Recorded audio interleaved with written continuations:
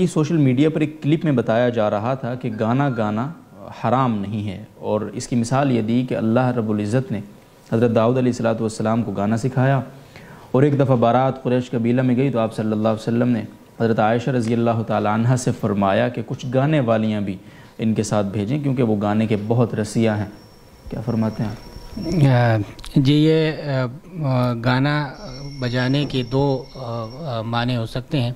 ایک، گانا بجانے سے مراد گانے باجے کے آلات ہیں، ڈول، باجا، بانسری،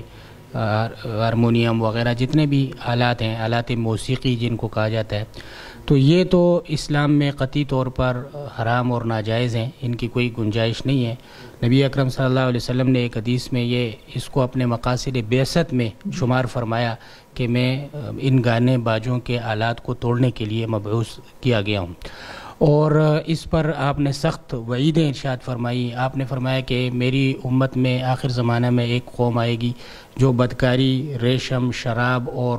باجوں کو حلال کر دیں گے، اور پھر آپ نے فرمایا کہ میری امت میں بھی قذف، آسمان سے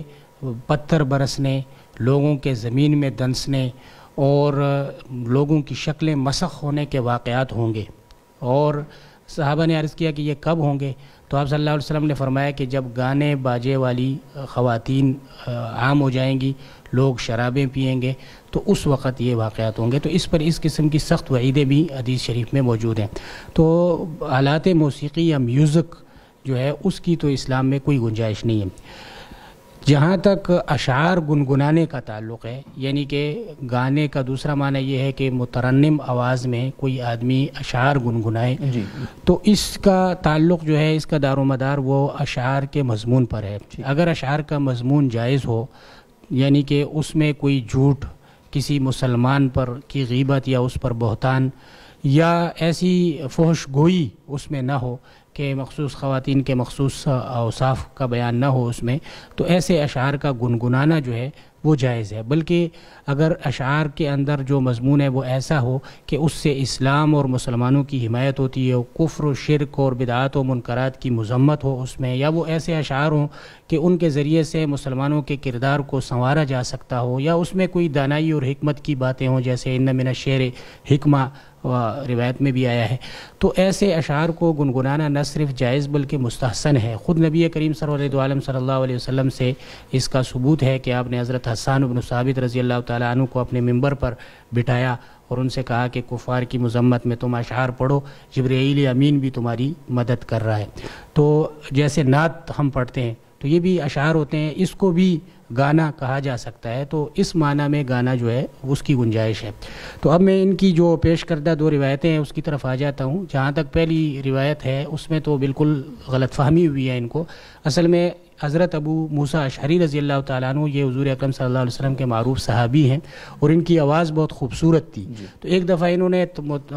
قرآن پاک کی تلاوت کی اچھی آواز میں، تو آپ صلی اللہ علیہ وسلم نے ان سے یہ فرمایا تھا کہ لقد اوتیت مزمارا من مزامیر آل داود، کہ تمہیں آل داود کے مزامیر میں سے ایک مزمار دیا گیا ہے۔